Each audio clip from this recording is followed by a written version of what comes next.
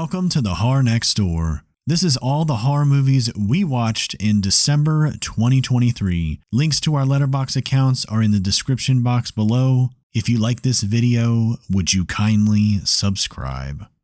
Santa Jaws from 2018, which was watched on Prime. First of all, I can't believe this movie is from 2018. It was better made than I expected from the title, the synopsis, which is literally a Santa shark, basically. You know what you're getting into when you start this up. However, I think that it could have been so much more enjoyable. Really just went into this hoping for something fun and silly, and it ended up being a little bit too stupid to enjoy. And I think this happened a long time ago when we tried to watch Sharknado as well. It was just too dumb to get enjoyment out of, and I don't even think we finished watching that one. We did finish watching this, so apparently it had a little something going for it, but it was predictable and just a little bit too ridiculous, so I don't really recommend it. I suppose if you were really running low on Christmas horror films and you hadn't seen this one yet, you could pop it on.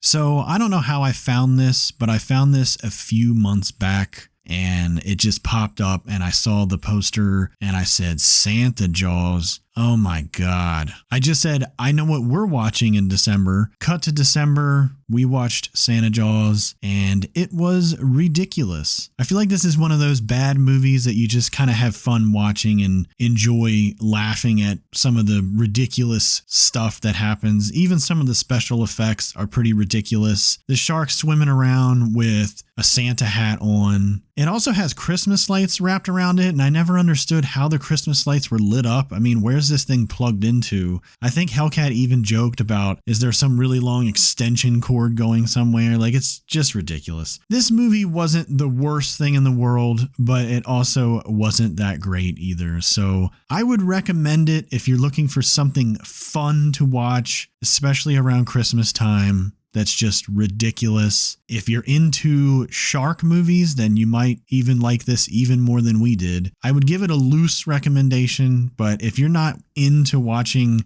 so bad it's good type of movies, then you're probably not going to like this at all. Rent-A-Pal from 2020, which was watched on Hulu. This movie definitely had horror aspects to it, but it ended up being a lot more dramatic and actually quite depressing than I expected it to be. The premise is that there's a lonely man who comes across a videotape with Will Wheaton on it, who is pretending to be your friend. He'll sit there and talk to you, and obviously it's pre-recorded, so there's only so long you get to respond, or sometimes the things he says back don't make sense. But eventually, the tape starts interacting with our main character specifically. And I really felt for the main character. The actor did a great job, by the way, because he is alone and using a dating service, which is where he finds this tape, because he's taking care of his elderly mother who is suffering with dementia. Obviously, it's hard to find and maintain a relationship when you're in a situation like that. And towards the end, the main character really did a complete 180, and I felt like the changes in him were a little bit unearned. It didn't feel like the person we were getting to know the entire film would necessarily enact some of the behaviors that he did. That was honestly the main thing I didn't like about the movie, but overall I really enjoyed it. I found it very interesting and I would recommend it. Misery from 1990, which I rewatched on my DVD copy. I think this movie is basically perfect. I know that Stephen King didn't like the way that Stanley Kubrick's The Shining turned out. I would say that's probably the best Stephen King adaptation and my personal favorite, but this is definitely a close second. I think the performances in this film are epic. I am so engaged when I watch this. I've seen it so many times, but it never gets old. I very highly recommend this film. If you haven't seen it, of course, but even if you have, go watch it again. It's really good. It's a Wonderful Knife from 2023, which was watched on Shudder. We talked about this in one of our trailers videos. We were really looking forward to seeing this. I thought it looked cute and fun. Justin Long looked weird and hilarious. And you know what? This was a mess. I have no clue what happened. It had a lot of cool ideas and a lot of cool things going for it, and I think that the trailer made it look so much better than it actually is. Disappointing to say the least. I won't go into details and nitpick. It was very confusing. It almost feels like maybe they had more to to it and had to cut some things out or change some story ideas at the last minute or something. I did like the freak or weirdo character, as they kept calling her. I don't remember her name and I don't care to look it up because I didn't really care for the movie, but especially for a Christmas horror, this was a disappointment. So unfortunately, I can't really recommend it. Boy, I really thought that this movie was going to be much better than it turned out to be. I know it looked ridiculous, but it looked really fun. And honestly, I think about halfway through this, we were both kind of checked out and we were just sitting there watching it, but we weren't really that engaged with it. I think Justin Long's character definitely stands out in this movie. His just over the top performance and just ridiculousness of this character that he plays is probably one of my favorite things of this entire movie. I think I even said to Hellcat that somewhere in the middle of this movie, I just said, you know what? I think I'm finally starting to become a fan of Justin Long. Maybe just a little bit, just a tad, because honestly, I've never really been a fan of his, but some of the stuff that he's doing lately has just made me just turn a little bit into liking him. I feel like other than the Justin Long character just being ridiculous, the movie just was kind of forgettable, to be honest with you. If you're a huge Justin Long fan or just a fan of his in general, you'll probably like this. If you like masked killers running around stabbing people, then you'll probably get a kick out of it, but it's nothing special. She Dies Tomorrow from 2020, which was also watched on Hulu. Both Rent-A-Pal and She Dies Tomorrow were getting ready to expire off of that platform, so that's why I finally watched them. She Dies Tomorrow is actually a movie that we spoke about in one of our older trailer videos. It turned out to be something that almost didn't even feel like a horror film. It was very arty, vague, and seemed to be more about making statements, showing us some visually cool things, some pretty good acting. It ended up being more of an ensemble cast than I expected. There were a lot of characters, and it just starts with one woman who thinks that she's going to die the next day, and she tells someone else, and they tell someone else, and they tell someone else. And they tell two friends, and they tell their friends, and so on, and so on, and so on. And it just sort of spreads. So it was interesting, but definitely not my favorite. It's certainly hard for me to recommend it to anyone else. I think the only reason I even liked it as much as I did is because I can usually appreciate what many people might call artsy-fartsy, and I just know that that's not for everybody. This was definitely very slow. There was certainly no visible threat, no gore, no monsters, things like that. I don't know if I can recommend it necessarily, but if you know going into it that you're not into those types of movies, then definitely not. Evil Dead Rise from 2023, which was watched on Max. We did see this in the theater when it first came out, so I've already talked about it. I just noticed it on the app when I was browsing around, not sure what to watch, and felt like I wanted to see it again, and I'm glad I did. I actually liked it even more this time around, because a couple of the minor little things that bothered me when I first saw it didn't bother me upon a rewatch. I do highly recommend this. I think fans of the original Evil Dead trilogy may have some things against this because it is so much more modern, but I like this way more than the 2013 reboot remake thing. So yes, I do definitely recommend it, and I think if you're a huge fan of the original Evil Dead trilogy and you have problems with this, just try to disconnect yourself from the original movies a little bit and watch it as its own thing. That's the only way I was able to get enjoyment out of the 2013 Evil Dead. The Shining from 1980, rewatched on my Blu-ray copy. When I'm very hard pressed to say what my all-time favorite film is, it definitely changes here and there. I tend to say Pulp Fiction, but a part of me, the older I get, feels like I always want to say this film. This never gets old. It is so well done. It is so well acted. It is beautifully filmed, visually stunning. The music is amazing. There's atmosphere, there's dread, there's just so much to this film that it's indescribable, and I never get sick of it. Every time I watch it, I feel something new, I see something new, I interpret something a different way. It's timeless, and on the day I rewatched this, it was snowing. It was perfect. I just really wanted to see it again. Obviously, I couldn't recommend this film anymore. If you haven't seen it, what on earth are you doing? And we've probably talked about it before too, so I'm going to shut up about it now, but I love it. It's definitely one of my top 3 all-time favorite movies, so check it out. So I'm not going to ramble about this movie too much. We've talked about this movie several times in our What We Watches, and I actually think in the first volume of what we watched recommendations. So I'm going to leave a link to that in the description below. And if you want to hear me yap about The Shining a little bit longer, you can go listen to that. Plus, there's an hour of just horror movie recommendations for you to check out in that video. But that being said, The Shining is a great movie. Although I am a huge Friday the 13th fan, and when people ask me, what's your all-time favorite horror film? Honestly, I have to say The Shining.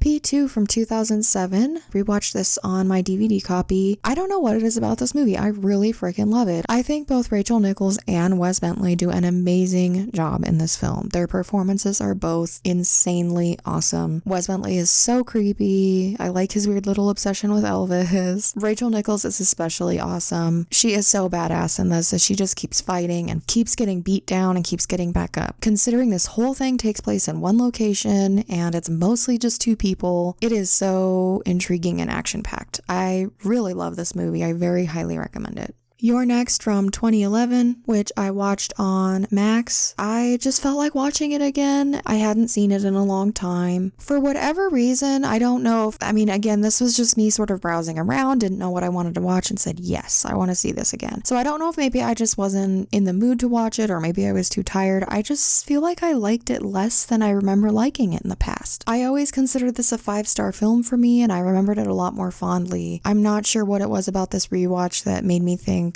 it's not that exciting. It's not that great. I guess maybe a huge part of it is once you know the twists and turns that go on in this, maybe that's a part of it. Regardless of this, I still love the movie. I still think it's awesome. I still think the main character is badass. It's cool that I watched this in P2 back to back because they've got badass leading ladies and I always love that. I highly recommend You're Next. I'm certainly not trying to talk it down. I'm just surprised that I liked it a little bit less than I did watching it before. Lake Alice from 2018, which was watched on Tubi. Just looking around Tubi for some likely crappy Christmas horror to watch, and we definitely got something crappy here. There are so many things about this movie that were ridiculous and annoying and that I couldn't stand that there's no need to talk about it. I'll basically just say it's not worth your time. It's not very Christmassy either. I don't recommend it, not even if you're looking for Christmas horror. So, funny story about this movie. We were trying to find something that was Christmassy and we were looking at a bunch of stuff on Tubi and we landed on this movie. And for some reason, I feel like the poster, it just looked very familiar to me. When I read the synopsis and everything, like nothing stood out to me, but the poster just looked familiar. But yet again, I've seen a million movie posters, so whatever, didn't think much of it. So then a little ways into the movie, I think maybe 10 minutes into the movie, things were just really familiar to me. So I went on Letterboxd and I looked it up, and sure enough, I had already seen this movie. So if I recall correctly, it kind of all came back to me. I believe I rented this on a Netflix disc. So then I was like, oh man, I do remember this movie. It's not good. And I remember Hellcat being kind of bummed out because it's like, we sat here and looked through all these movies and we pick one you already seen. But it is what it is. We ended up watching the whole thing. So I guess this is my second viewing. And even though I'd seen it before, I didn't remember any kind of like twist or anything like that. So it was kind of fun watching it again. And we were both saying, no, this person's the killer. No, that person's the killer. I don't know how I don't even remember who the killer was, because this is a forgetful film, I suppose. But I still didn't pick who the killer was. I don't know. There's a lot of CGI snow. You can tell it's fake snow on the screen. It doesn't look right. It doesn't look like it's even going in the right direction sometimes. It's weird to me. The poster for this movie looks awesome, but that is all that I can say about this movie that would be praising it in any way. Everything else about this movie is forgetful. So I do not recommend it. Death Count from 2022, which was watched on Tubi. I watched this because it has Michael Madsen in it. That's the only reason I knew of its existence. it actually ended up having Costas Mandylor in it in a much larger role. I can't believe this film came out so recently. It was so messy. There were some good gore effects. There were also parts where it was like, what the hell was that? There was a part where Michael Madsen is like, what the hell am I even doing here? I'm too old for this shit. And it looked like he had been in a bar fight or something. He had a black eye and like a bandage on, and that was not written into the script. It made me think he just showed up on set like that. It was like, let's do this. The motivation for the Costas Mandylor character to trap these people and force them to hurt themselves and do all these things was so over the top and ridiculous and convoluted. This was a good bad type of movie though, so I actually recommend it. You have to know that when you go into it, it's really like a wannabe low rent Saw type thing. They're involving social media, internet type things in this, so basically all these people have to get a certain amount of likes in order to survive. It's corny, it's cheesy, it's ridiculous, but it's also hilarious, and that is why I recommend it. If you're not into the whole good bad thing, then don't bother, but otherwise I think this was actually pretty awesome, and I hesitate to use that word because it really isn't good, but I had a lot of fun watching it. I actually went back and watched certain clips that were so funny. They killed me. Anyway, moving on. Godzilla Minus One from 2023, which I saw in the theater.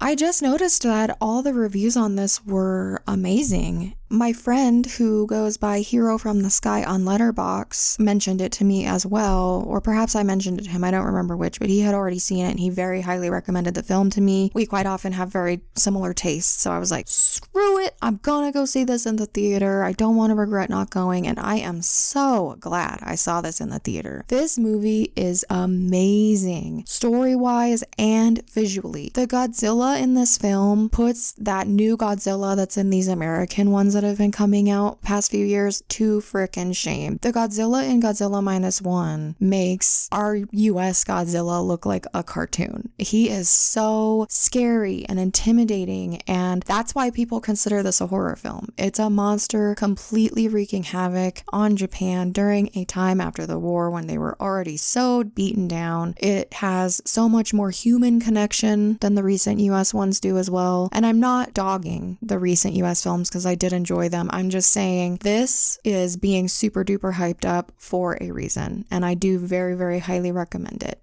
Mercy Christmas from 2017, which was also watched on Tubi. Now, this is the flip side of Lake Alice. This movie, I expected it to suck and was actually really impressed with it. It was a very entertaining, oddly fun, darkly humorous watch, and I'm so glad for whatever reason I picked this one. I don't quite remember what my reasoning was behind it, but I do actually really recommend this movie. I had never heard of it, and I would say it's underrated because I've never heard of it. Every year Christmas comes around and horror fans are like, okay, what am I going to watch or rewatch this year? And I had just literally never heard about this, but it was so fun and wild. I don't know how many people that watch The Horror Next Door are around my age, but I used to watch a game show called Supermarket Sweep on television back in the day. There is a character in this film, and I just kept thinking, who is that guy? Why do I recognize that actor? It was the friggin' host of Supermarket Sweep, David Ruprecht. The next time you're at a checkout stand and you hear the beep,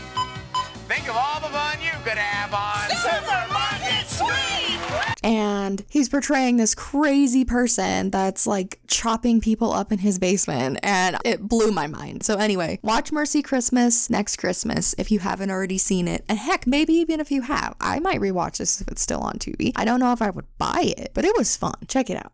This movie actually really surprised me. I didn't really have high hopes going into it. It actually turned out to be really fun and really cool. I really enjoyed all the craziness that happens at the end of the film. I just feel like shit kind of hits the fan in the final act. It's just insane. I'm not giving anything away because it's pretty much written right in the synopsis. I really like the idea of this family that's just casually cannibals and they're going to eat people for Christmas dinner. The whole dynamic between the family members of how they just really are so desensitized and don't give a crap about other people suffering and stuff. It's really sick, but it's not played in a sick kind of way like Texas Chainsaw Massacre or other type of movies like that. It's really done in this weird, joyful kind of way with the whole Christmas atmosphere and everything. I feel like it really worked, and it was just a really weird movie. So for that, I would recommend it. The Alphabet Killer from 2008, which was watched on Tubi. No clue why I picked this, just searching around, saw that Eliza Dushku of all people was in this and was like, dude, okay, whatever, it's a pretty short watch, let's check it out. I think I was distracted by something else at the time, and it was sort of just to have something on the TV kind of thing. It was not the best. It was pretty forgettable. The ghosts in the movie looked ridiculous. The ending was extremely frustrating. However, I became a fan of Eliza Dushku years ago when the TV show True Calling was on. Actually, I think I rented True Calling on discs from Hollywood Video back in the day. So that's how I originally saw it. I didn't even see it on TV. But regardless, I loved that freaking show. I was bummed it got canceled. And I just was like, oh, it sounds a lot like that. She's seeing ghosts and, needs to help them and stuff. But the show's a lot better. That's just my opinion. Do I recommend Alphabet Killer? It's okay. Don't worry about seeking it out. I guess if you're a fan of Eliza Dushku, you could check it out, but I wouldn't say I'm that much of a fan. You know what I'm saying? Black Christmas from 1974, which I rewatched on Blu-ray. You don't really get much better than this as far as Christmas horror is concerned, and I think it's been a year or two since I watched it, maybe more, so I definitely wanted to see it again. I still remember renting this movie from Netflix on DVD, watching it alone in my apartment back in the frickin' day, my first apartment I ever had to myself, watched it all alone, and it scared the crap out of me. This movie remains chilling and interesting to this day. I've seen it many times, but it always still manages to scratch that Christmas horror itch. So I very highly recommend this, especially if you've never seen it. And if you have never seen this, turn out the lights, turn up the volume, make sure whoever you're with, if you're not alone, doesn't talk the whole time, because the atmosphere of this and a lot of little things you can miss if you're not paying attention matter and make all the difference in the world. Saw 6 from 2009, which I watched on my Blu-ray copy. So continuing right along in my Saw-a-thon, Saw 6 is directed by Kevin Grutert, who, if you weren't aware, was the editor for all the previous Saw films. He went on to direct Saw 7 and then came back to do the most recent Saw X. So for those of you that don't know which Saw this is and all of them blend together in your mind, this is the one where Jigsaw kind of takes on, well, I say Jigsaw, but we all know it's Hoffman, but Jigsaw takes on the insurance world and the insurance companies. One of the memorable traps in the film is the carousel trap with the 6 people on it. The guy has to decide which 2 of the 6 are going to survive. And that's probably one of my favorite scenes in the movie. And it's messed up the way that it ends and everything. It's just, I remember when I first saw it in the theaters, I was like, man, this is fucked. I will agree with the general consensus that Saw 6 was definitely a step up from Saw 5 and Saw 4's. Now, that being said, though, I am a fan of Saw 4 and 5. There's a lot of people that hate 4 and 5, but they like 6. I mean, I like all 3 of them, but I do agree that Saw 6 is a much better film than 4 or 5. 6 also brings back Shawnee Smith. There's a nice little set of scenes in there with Shawnee Smith. She doesn't play a huge part in the film, but there's a lot of flashbacks and things with her. There's even an after credit scene, which I'm not sure if that many people even know about it, because not all the Saw films have an after credit scene. Saw X has one. So if you haven't seen it, go check it out. There's parts of the ending and parts of the beginning of 7 that are kind of blend together in my brain. I couldn't decipher which parts were 7 and which parts were 6. When I watched this, it was actually really fun to see the ending again because I was like, oh, I forgot about this. Okay, this is Saw 6. I thought it was part of Saw 7. So that was fun. Also, Hoffman in this movie goes full on savage, as the kids say these days. He just goes apeshit in this movie.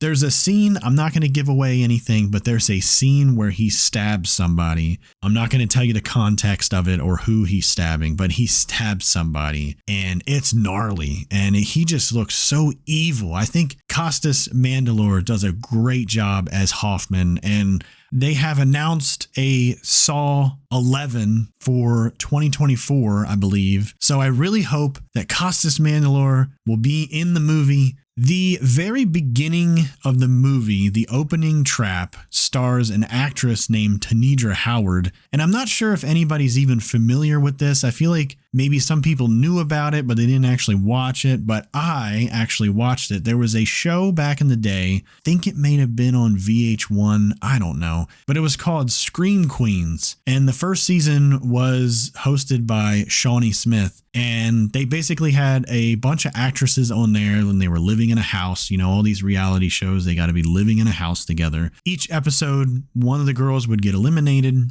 and whoever won at the end would go on to a starring role, quote unquote, in Saw 6. The winner of that first season was Tanedra Howard. She was one of the best on the show. I think the two actresses that it came down to was Tanedra Howard and this other woman. Don't remember her name. I actually wanted the other woman to win the role. I thought she was a better actress, but I don't know. I believe the show is on some streaming service. I don't remember where. It might be Tubi. I just know Hellcat and I watched it not that long ago, maybe within a couple of years, because she had never seen it. And it was just ridiculous to watch it again so many years later. They did do a season 2, and the winner of season 2, same thing, would get a walk-on role in Saw 7. But I feel like they did the winner of season 2 really dirty, because if you remember the trap, the car trap that has Chester Bennington in it. So in that scene, Chester's in the car and then there's a guy chained to a wall or something in front of him. But then underneath the car, underneath one of the tires, is this woman. That's the woman that won season 2 of Scream Queens. And I really felt like they did her dirty because honestly, I felt like she was even better of an actress than Tanedra Howard. But Tanedra Howard came back in Saw 7 and did the scene where it's all the survivors in the little, AA type group talking about all their trauma and stuff. And I'm like, why are they in love with Tanedra Howard? I don't know, but they really did that girl dirty. There's only 2 seasons of that show. Season 2 had Jamie King as the host. And I just went ahead and looked it up because I'm talking about it. I totally forgot that in season 1, James Gunn was on there as well. It was James Gunn and Shawnee Smith. And James Gunn was like the director. He would do the scenes that they had to do at the end of each episode or something like that. But Shawnee Smith was like the mentor host type of person. And then in the second season, Jamie King was the mentor. And then Tim Sullivan was the director. He was the guy that directed the 2001 Maniac films, amongst many other things. But off the top of your head, that's what he's known for. And yes, it is on Tubi for free. So if you've never seen it and you're into reality shows, I would say go check it out. But if you've never seen it and you're not into reality shows, you might not like it. I don't know. But if you're into like filmmaking and acting and that sort of thing, you might enjoy it, because I'm into that sort of stuff and I really don't care for reality TV shows. But this was actually pretty entertaining, and there was some stuff that happens in there that Hellcat and I reference to this day because it's so ridiculous. I'm talking about Scream Queens way too much. Saw 6 is a great movie. I highly recommend it.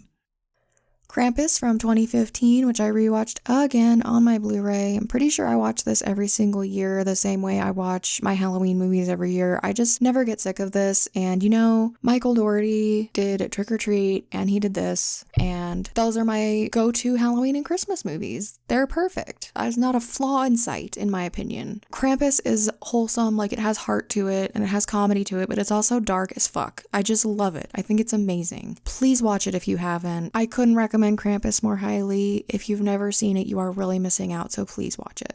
Better Watch Out from 2016, also rewatched on Blu-ray. Hadn't seen this one in probably at least a couple years again, if not a few more, and just wanted to check it out again. Nothing beats watching this for the first time. You have to go in blind. But even after knowing all the little twists and turns and secrets of this film, it's still very entertaining. It's not necessarily one that I seek out every single Christmas time, but I own it and I love it, so that says everything. I definitely recommend the movie. It's a fun ride. It's wild. Dr. Sleep from 2019, which I watched on my Blu-ray copy. For those not in the know, this is the sequel to The Shining. We also talked about this in our recommendation video. When I watched this recently, I watched the director's cut version, and I'm not sure if we've watched the director's cut version before. I feel like maybe we have watched the director's cut version and I just forgot. I don't know. It's apparently 3 hours long, like right on the nose. It's 3 hours right on the dot. And the theatrical cut is 2.5 hours. So I was like, where's this other half hour? It's a possibility that I've only seen the theatrical version the time we saw it in the theater, and we've only watched the director's cut since, because honestly, when I watched it, I didn't really see anything that really stood out as new. It's possible that we've seen it already before, and if you go back and watch one of our videos where we talk about this, I probably say we watched the director's cut version. But you know what? There's so much shit going on in life, I don't remember. But anyway, I'm not a huge fan of Ewan McGregor. Hellcat loves him. I don't have a problem with him. I just never been a huge fan of his, but he does a fantastic job in this movie. Rebecca Ferguson, Rose the Hat, does an awesome job in this movie. She's my favorite character. Even Cliff Curtis, who was one of my favorite characters on Fear the Walking Dead, he does a great job. I feel like everybody in this movie just does a really fantastic job. Honestly, there was some little twists and turns in there that I forgot all about. And it was just so fun to watch again. And then being a fan of The Shining, and at the end of the movie, going back to the Overlook and everything, it's so fucking cool. I love this movie. Mike Flanagan is a genius. I can't praise this movie anymore. If you've never seen it, I don't even know how you can watch the director's cut, to be honest with you. It's on my Blu-ray. I'm a physical media collector, so I don't know where you can watch the director's cut. Maybe it's on Amazon. Who knows? But if you can seek out the director's cut, I highly recommend it. It's awesome. This movie's awesome, and you should watch it. The Wolf of Snow Hollow from 2020, which I put on Tubi simply because Tubi said it was expiring. I remember seeing the trailer a long time ago and just thinking it looked really stupid, so I don't even know why I wanted to watch it. It actually took me 2 to 3 days to finish it. I started it, got annoyed, turned it off, turned it on another day when I was kind of doing chores around the house, and just sort of had it on, turned it off again, then finished it either later that day or another day. I don't think the humor landed with me. I thought the werewolf was really cool, but then the stuff that happens at the end kind of invalidates a lot of where the movie was going, so I don't recommend it. Even though it's short, it was hard for me to get through, obviously, and if I was just sitting down, focused on the screen, I never would have finished it. Last but certainly not least for 2023, When Evil Lurks, which was also released in 2023 and was watched on Shudder. I saw the teaser trailer for this, but that was all I saw. And we didn't talk about it in our trailer videos because there was no follow-up on it. I think the timing was off between our 2 trailer videos, so I never saw the full trailer for it, and I'm glad I didn't because I would not have wanted spoilers. If you can go into this blind, it is best for sure, but I think no matter what, this movie is shocking. This movie is very different from anything else I've ever seen. It is brutal. I loved it. The only reason I I felt like I couldn't give it a full 5-star rating is because the main character and his brother, so I guess the main characters, plural, really were frustrating sometimes. They made such stupid decisions, or their behavior was so infuriating sometimes. Sometimes you wonder if the person that wrote the script made the character that way so they could get away with certain things in the film. Like, I want this creepy or weird or insane thing to happen, but in order for that to happen, the character would really have to make a dumbass decision right here. Well, whatever. I'm gonna write it in, you know? And that's where I get a little bit hung up and I get too logistical, but it doesn't matter. This movie is epic. I definitely recommend it, but you have to be a little careful. I don't know. There are websites you can look things up on, like that Does the Dog Die or whatever. I don't want to spoil anything. You have to be a little bit leery. I guess I'll just say it involves children to a pretty extensive amount. If you know that crazy, wild, shocking, gory horror that has children involved is going to bother you, then either tread very lightly or don't watch this. But otherwise, it's amazing. Fucking watch it. So that axe scene comes out of nowhere and is awesome.